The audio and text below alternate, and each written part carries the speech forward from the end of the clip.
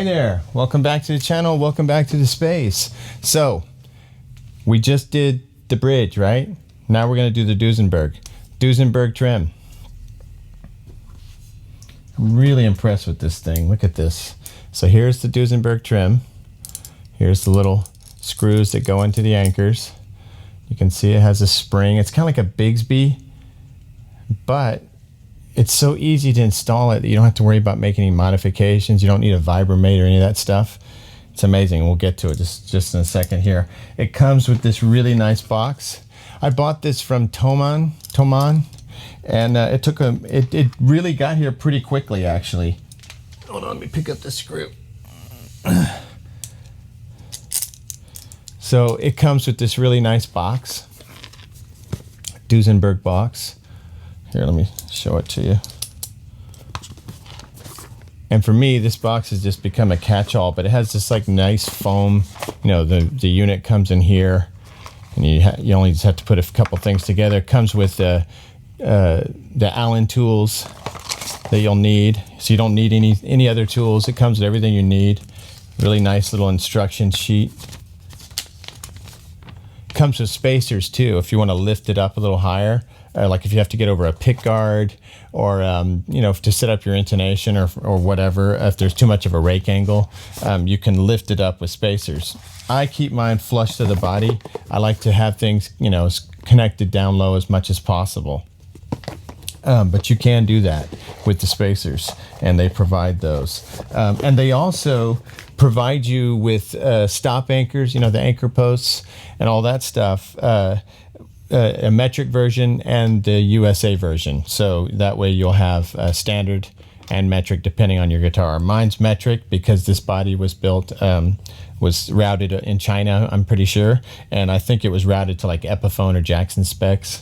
So as far as like the using a metric routing instead of the standard routing, so that gets rid of the opportunity to use like a old school bridge or whatever. But as you can see from this Tone Pros, it's a very, very nice bridge, and it just locks down onto the posts. I love it. Okay, so now we're going to install the Duesenberg, which is really rather simple. When you get it out, you have to install the arm, and it comes with the little Allen tool, like I said, the smaller one. And there's where the Allen screw goes, right there on the hole.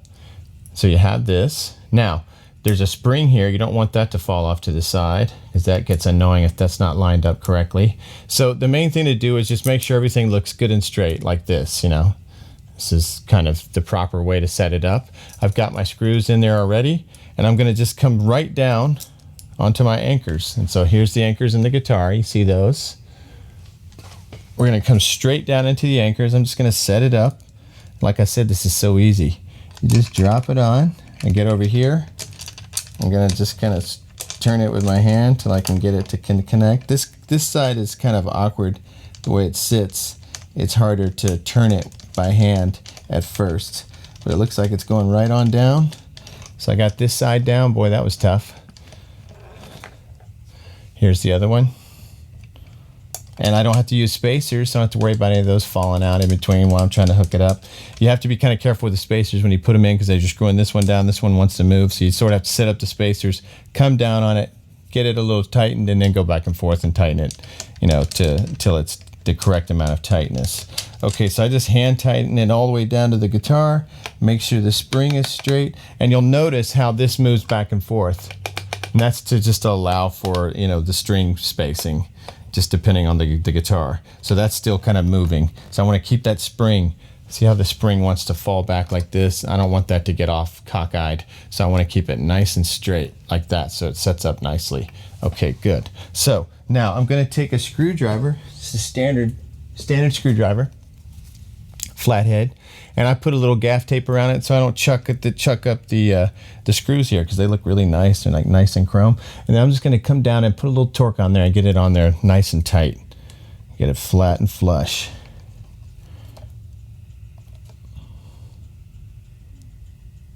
You don't have to go crazy, just, you know, crank it down a bit. I like a good solid tight connection. So now check the spring again.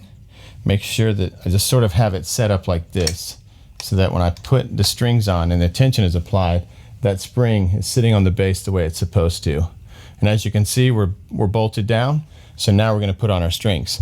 So for strings, NYXLs 11 through 52, this has become my favorite strings. And because I plug in directly, I'm trying to create as much output and tone within the guitar with the strings, with the pickup height. I'm trying to get as much output as I can here before I even get here. So that's why I've started using these bigger strings. And at home, it just sounded so resonant. There was just so much more, tone. It's like sitting around playing an acoustic guitar. The only thing I don't like about these NYXLs is they have them all together in a plastic pack. I really like the way Ernie Ball does it with the envelopes. Of course, they do waste a little paper that way, but this is plastic, and that's not really good for anything. It's just more garbage. So I'm going to carefully remove these strings. As you can see, they're kind of just all together.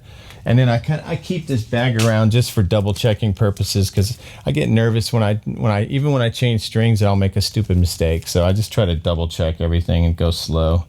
Okay, so our first string that I usually put on, I'm gonna probably put on the D string first, just because I like to pick it up from the middle. The way a Flying V's designed, with this crazy headstock and everything, I don't like making the first string be the E string, because it kind of goes off, rakes off so far to the side. I don't like putting all that tension on that weird rake angle. So I like to start the tension of the Duesenberg like kind of from the middle point, which is like the D. So I'll do the D and G string first. Okay, so let's find our D and G string. Our D is the black string. Okay. The black, we're going to do the black and green. The green is the G string, the black is the D string. Okay, so I'm going to carefully unravel these. See, this is the part I don't like about this, the way they're on here. It makes it difficult. Sometimes you can get a kink if you're not careful. And it's just kind of sloppy too. Okay, so D and G. We're going to start with our black string. It's going to kind of leave the G string here.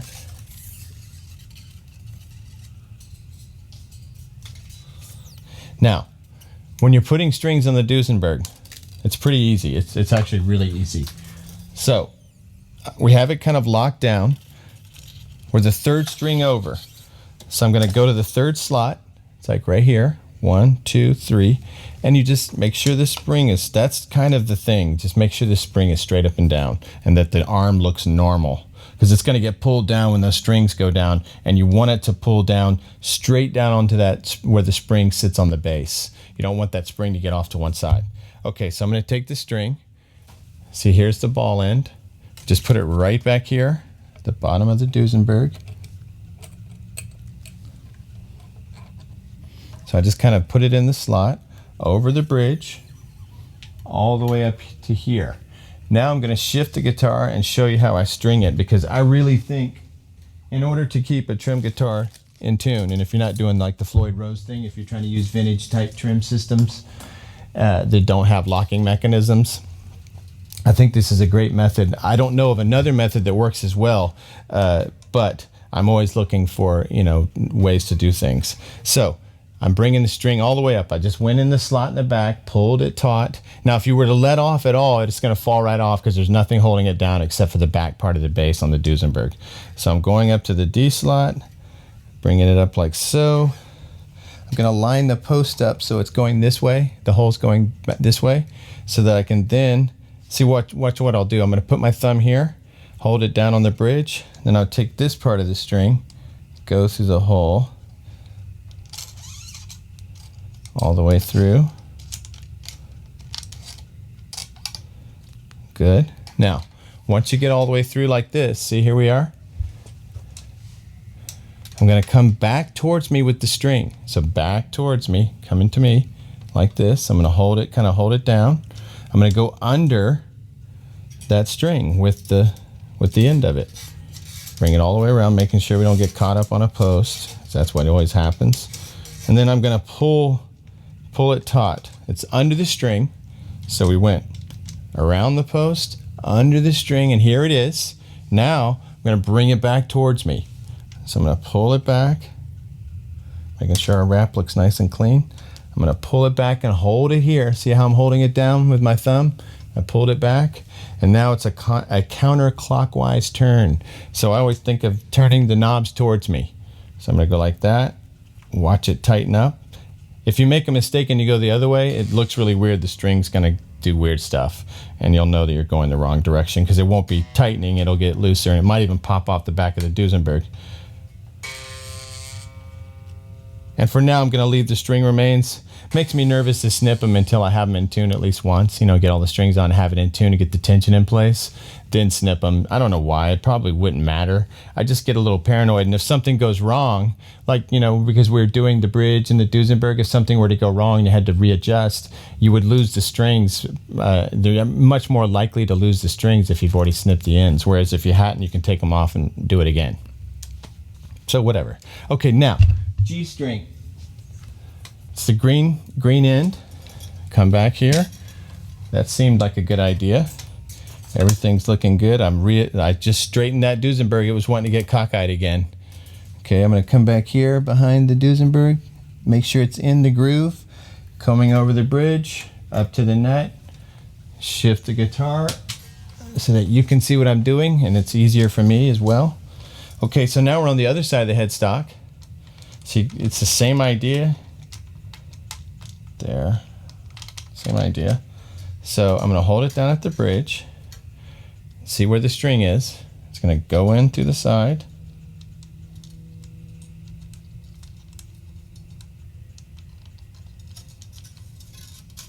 Making sure we don't get caught up on these posts. So I've pulled it all the way this way. You remember what happens next. We're going to come back towards us with the string. So I'm bringing it back towards me, and I'm going to loop under the part that's already on the post. Pull it back through. There. Now, string comes back towards me over the string, and then I'm going to turn the strings towards me. Actually, this time, clockwise.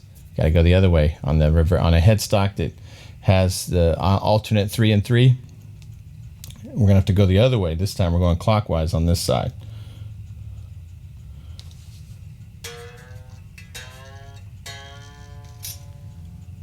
Two strings on it, 2 middle strings. So now we have support down the middle, and I think there, look at that. See? The Duesenberg is already setting up nice and straight. Nothing stupid happening. See how that spring is just nice and straight? And the arm is up. It's going to dip. It's going to come down quite a bit as the string tension pulls it on as we add strings. Okay, that's looking good. The new bridge looks fantastic. This is such a major upgrade for this guitar. It's going to put this in a whole new league. Okay, so now, next one. Okay, so now I think I'll do the A string. Now, if I were to do a Strat, if you watch my other video where I'm setting up the Squires, I string it a little differently because that's an inline 6 tuner, and I would just start with the low E and work my way up. I don't like to put high strings on first because it puts too much tension on them, and you can end up snapping them later when you're trying to adjust things. Okay, so let's see, we're going to do red, which will be our A string, the 5th string. And like I said, I don't love the way the strings, once you get them out of the bag, they're just on their own, you know, and they unravel quickly, and you have to kind of put them somewhere. I really like strings in individual envelopes, but that's just me. Okay, so this is, and anyone else that shares that opinion.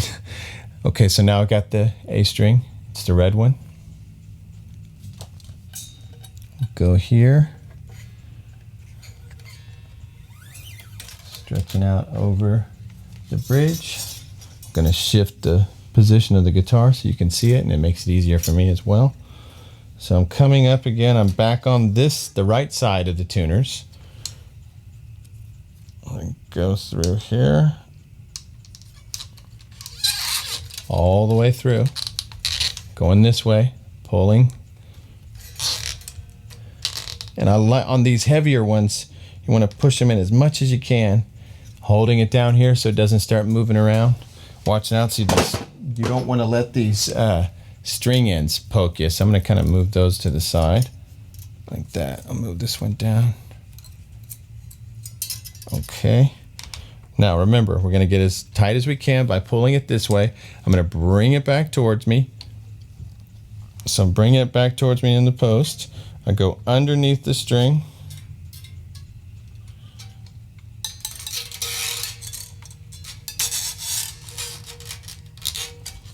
So it's gone underneath the string. So we went under. Now, see, now we're going to go back over the string. So we're going to come back towards me, hold this part of the string down, pushing it towards the fingerboard.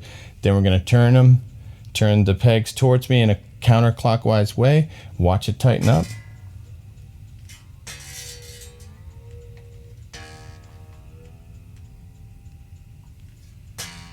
A string. Good. Now, let's put on the B string, just because, like I said, I don't want too much stress and strain on that E string. When I first put it on, a couple times it was jumping out of the nut, so then I filed a deeper slot on the nut until I realized that I needed to just make sure that everything was set up properly, including with the Duesenberg, and that's looking good. That's what we don't want it to do. We don't want the Duesenberg to get off, get out of whack as we're doing this. Okay, so I need the purple string. That's the B second string. So I'm down to my 2 E strings. And you can put your strings on in any order you want. Usually, like I said, if it's inline 6, I just go E to E, low E to high E. But I've made it a little different with the Duesenberg, just because one of the times I did my strings, I didn't even notice that the spring had gotten out of whack until I was all set up, and ended up breaking a string trying to fix it. So I like to try to get it straightened out ahead of time. Okay, so now here comes that purple B string. That's our second string. It's coming up here. Good. So I've got the posts going that way, so when I put the string in, it'll just run straight across. Kind of clamp it down my finger here. Find the hole. Run it through. That was nice and clean. Hold it down here. Now, for starters, I'm going to go back towards me. Let me just turn this one a little bit. So I'm going to go back towards me. So it's back towards me per usual. Going underneath the string. Once you get underneath it, make sure you don't catch anything. Pull it taut again. Pull it again. Now bring it back towards you over the string again this way. Once you have it like that, I kind of hold it down to the fretboard. And this time we're going to turn counterclockwise away from ourselves on the V. On a Strat. Well, actually, this wouldn't be on a Strat, so shut up.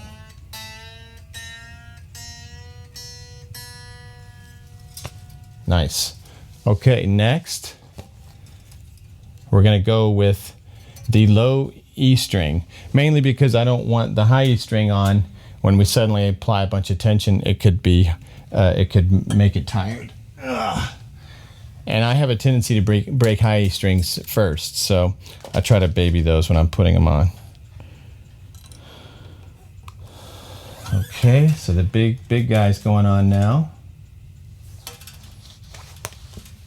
And that E string is brass colored. It's the big one, obviously. I don't think you'll get confused about that one. So here it is. It's coming through. Same drill. Been doing this a lot lately.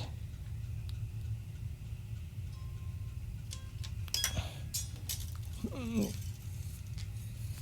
got to make sure you line up the holes. Okay, so now, bringing it all the way through, making sure it's down in that nut. This is the one that tries to pop out on me sometimes. Okay, so now, Flying V and its wacky rake angle. Okay, so now, I'm going to bring it back towards me. Once again. Ooh, don't jump out. Go underneath.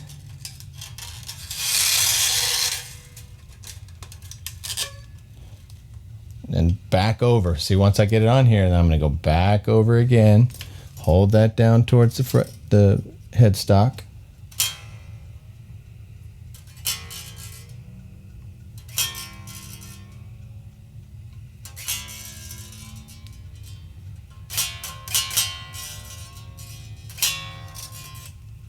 Now, last string, our high E. And I always try to take the most care with the high E. That's the one. I don't want to mess that one up, because it has the most likelihood to snap and break. And then you have to go to the store and buy just an E string and it won't match right and everything, and it's just annoying. Okay, so I'm going to go here. Make sure that's good there. Looking good. Come up here. Shift the guitar once again. You get another chance at this. Watch this happen. Once you, especially these lighter gauges, once you get in, if you hold the other thumb, your other thumb or finger down on the nut where it sits at the nut, so it can't move from that point. Okay, so now I've gone all the way through the through the string hole. I'm going to bring it back towards me, go under, pull through, then back over the string again.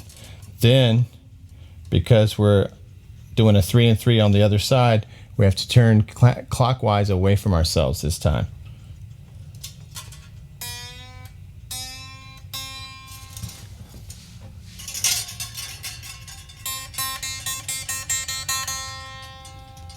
Okay, now all the strings are on, and I'll trim the ends when I get home. But everything is looking good. And look at that, the Duesenberg is nice and straight. So that's your Duesenberg installation. And every time, the beauty of this thing, every time that you use it, let's say the next time I change my strings, I've had a revelation. I've decided I don't want to trim guitar anymore. I want a stop piece. All I have to do is unscrew here, take this off, put my anchors down with a stop piece instead. Done. It's no longer a trim guitar.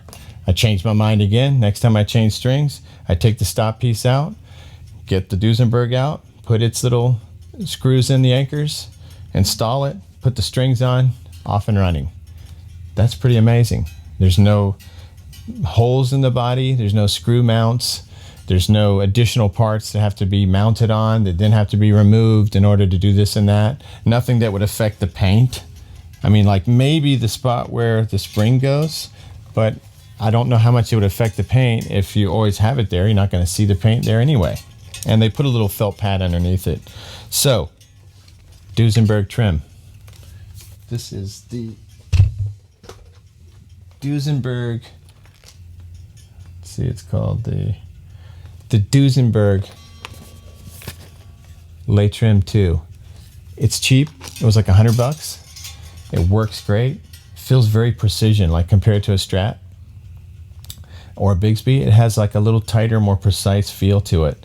And shipped to my door from Dalman, it's about $100. Came right in at $100, which I think is a real bargain. I mean, that's really cheap for a system that works as well as it does. It stays in tune. I recommend that if you get one and you set up your guitar and you're all set up and you just gotten it, don't despair if you don't stay in tune. Just kind of let the guitar settle down and get used to it. Especially if you use this tuning method that I showed you today, that will make a huge difference. But if you typically do well with trim guitars and stay in tune and you know how to set them up, and you're having trouble with the Duesenberg, my recommendation is just relax, calm down, take it easy, just play the guitar for a while. Sometimes these things sort of get better. That's what happened with this. When I originally put it on, I couldn't stay in tune at all. And the guitar just hadn't had a minute to settle. You know, all these parts were new and they're all kind of moving and settling. Strings are stretching. The wood is reacting to the environment. It's newer piece of wood, you know, you can tell. It was, it's just a very raw piece of wood. So, yeah, but it works great now, and I highly recommend it for Gibson-style guitars. Any kind of guitar that you want to add a trim piece to, to a trim to that has a stop piece, and like a Tune-o-matic, or you could use a roller bridge. I don't use roller bridges typically because they roll off the highs just enough for me that I like when I compare a Tune-o-matic bridge to an ABR, to a roller bridge, and I go back and forth with it, like put one on, set of strings, play, next time do it again, maybe even record it. It just, something was rolled off. I don't know what it was, and it wasn't really helping me with tuning. So I like these Tune-o-matic bridges. So we're going to see what happens. I'm not going to record a sound sample until it has a minute to settle in, but that is how you install, very simple, how you install your Duesenberg trim. Thanks so much for watching. I'll see you next time. All right, bye-bye. Okay, so I got the Duesenberg on, I got the strings on, I got the new bridge on, and I'm tuning the guitar, and some of this, the noise, the buzzing noise that I was getting from my bridge, you know, where I made the mistakes of slotting it too deep, that's completely gone. I can tell that acoustically. I'm going to record a sample and then I'll compare the two. But right away I can tell that it solved that problem, and when I'm looking at it now, I can tell that when I push down on the trim, the bridge does not move at all, and that's exciting. So add a tune, let me just, and I like to always start with the low E when I'm tuning it up so I don't put too much pressure on these higher strings, especially the E.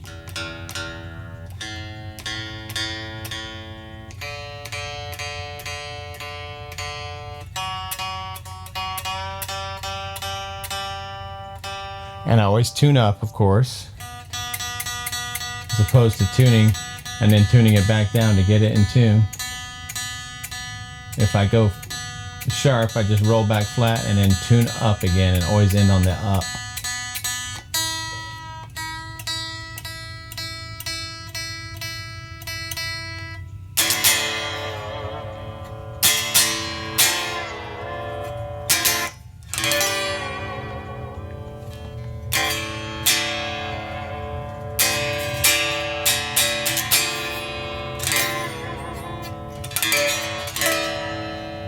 No buzzing, no noise.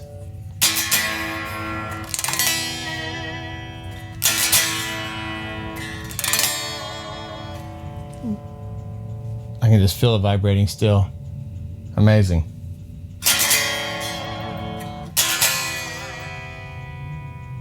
I can tell there's an increase in sustain. So not just that it'll keep going with sound, but the heart of the tone lasts longer. And it's just resonating and vibrating like crazy. It's like just running through my body.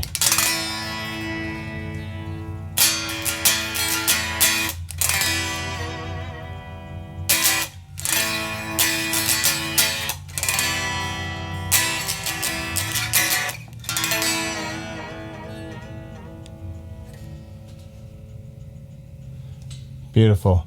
Huge upgrade. The Tone Pros bridge. Duesenberg's in place. Exactly where I like it. I might lift this arm up just a little bit. But I like it flat. Let's say how Neil Young does his Bigsby. Keeps it flat. It's like he bends the arm right when he gets it to straighten it. Or he straightens the arm right when he gets it so it's flat.